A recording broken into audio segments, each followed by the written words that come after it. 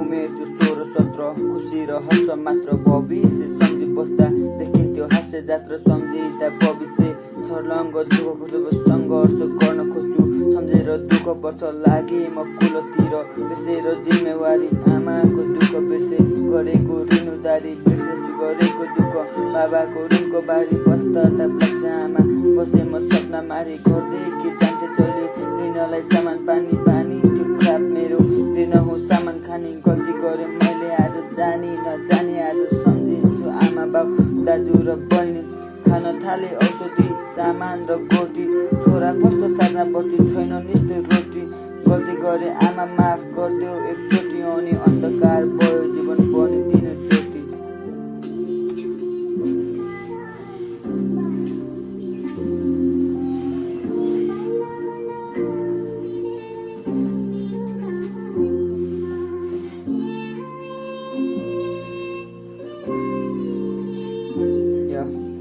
टाढा भयो सम्बन्ध आफन्तले टाढा काटे टर्किँदैछ काम